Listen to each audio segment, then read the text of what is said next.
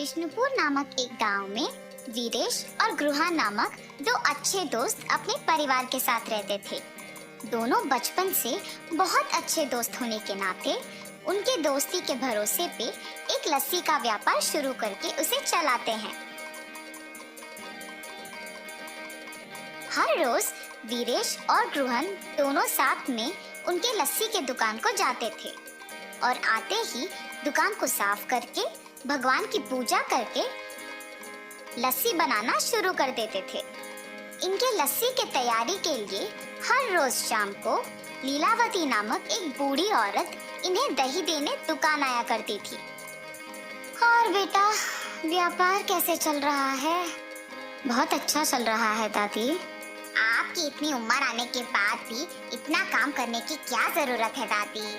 मेरी तो सिर्फ उम्र बढ़ रही है बेटा, शरीर का ताकत तो अब भी जवान है। ऐसे ही दही देने आके उनके साथ थोड़ा बातचीत करके हंस के चली जाती थी। गृहन और वीरेश को भी उनके बारे में अच्छे विचार थे। एक दिन जब लीलावती हर रोज की तरह दुकान को दही देने आई तो उसने देखा कि वहाँ वीरेश नहीं था। समय देख के, बेटा गृहन, लगता है वीरेश दुकान में नहीं है। जी दादी, नहीं है। क्यों, क्या बात है? इस वीरेश के साथ काम करके क्या ही कमा लोगे तुम? मैं जब भी देखती हूँ सिर्फ तुम सारे काम करते हो और वो वीरेश तो सिर्फ तुम्हें लस्सी के मटके देते रहता है। ज्यादा काम करने वाले को ही ज्यादा लाभ मिलना चाहिए। ये बात मैं तुम्हें बहुत दिनों से बताने की सोच रही थी। नहीं दादी, आपको जरूर कुछ गलतफहमी हो गई है। मुझे तो वीरेश ने ही लस्सी बनाना सिखाया।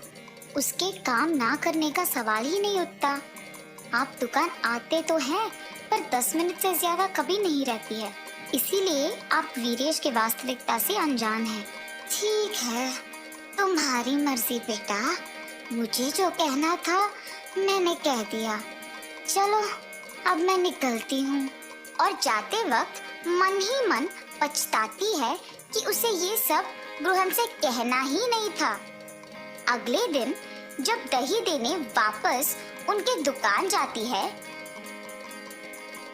तो गृहन के ना होने का मौका देख वीरेश को भी वही बताती है जो पिछले दिन गृहन को बताया था।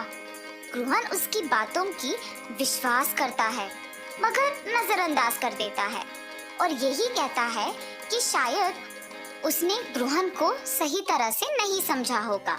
लेकिन वीरेश लीलावती के बातों से प्रभावित होकर गृहन पे उसके विचार बदल देता है। अब ये दोनों तो अलग दुकान खोलेंगे और मुझे ज्यादा दही बेचने को मिलेगा। वीरेश लीलावती के कहे बातों को जाके अपनी पत्नी को बताता है। आप कुछ मत सोचिए, मेरी बात सुनकर एक और लस्सी का दुकान खोल दीजिए बस। पर गृहन को क्या बोलूं? यही बोलिए कि जीवन में आगे बढ़ने के लिए ना अलग अलग व्यापार करना बहुत जरूरी है। पत्नी के प्रेरित करने पर वीरेश गृहन को एक नई लस्सी की दुकान खोलने की बात कह देता है और निवेश के पैसे गृहन से वापस ले लेता है। वीरेश के काम में और निर्णय में रुकावट ना बने इसीलिए गृहन उसे कुछ नहीं कह पाता और वीरेश के दूर होने पर बहुत दुख होता है। गृहन को दुखी होते देख उसकी पत्नी, आपको ऐसे दुखी देख मुझे अच्छा नहीं लग रहा है जी। आपको अपने मन को ये कह के संभालना होगा कि वीरेश जी की स्थितियों ने शायद उन्हें ऐसे करने पर मजबूर किया होगा। वही तो मुझसे नहीं हो पा रहा और ऐसे अशांत मन से आप क्या ही व्यापार चलाएंगे। ठीक है, एक काम कीजिए, हमारे गांव में मेरे चाचा राधे नामक एक लस्सी दुकान चलाते हैं जो बहुत ही प्रसिद्ध है। वहाँ बहुत प्रकार के लस्सी बनते हैं। वहाँ जाके आप भी अलग प्रकार के लस्सी बनाना सीखिए।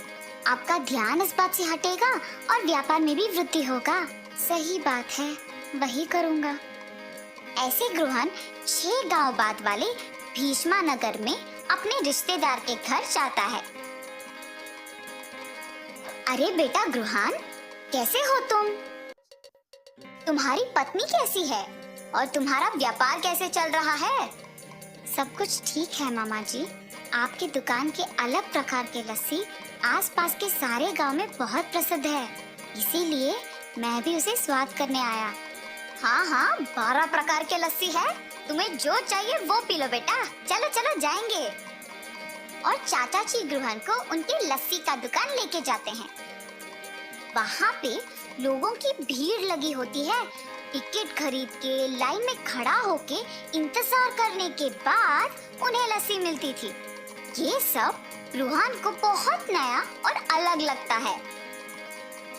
और दुकान के अंदर जाने के बाद वहाँ पे अलग तरह के लस्सी बनते हुए और बनाने का तरीका देख ग्रुहान भी वहाँ के कार्मिक के साथ लस्सी मिलाता है। और ऐसे ही जितने भी दिन उस गांव में रहता है, ग्रुहान अलग प्रकार के लस्सी बनाना सीख लेता है। वापस गांव आने के बाद ग्रुहान उसके दुकान में अलग तरह के लस्सी बनाना शुरू कर देता है। वो उसके दुकान के सामने लस्सी के रंगीले चित्र बनवाता है ताकि ग्रामीणों को पता चले कि ग्रुहान के दुकान में विभिन्न प्रकार के लस्सी मिलते हैं, और उसके नाम भी लिखवाता है। वहाँ से गुजरते हुए ग्रामीण उसे देख आश्चर्यचकित होके उसे पढ़ते हैं।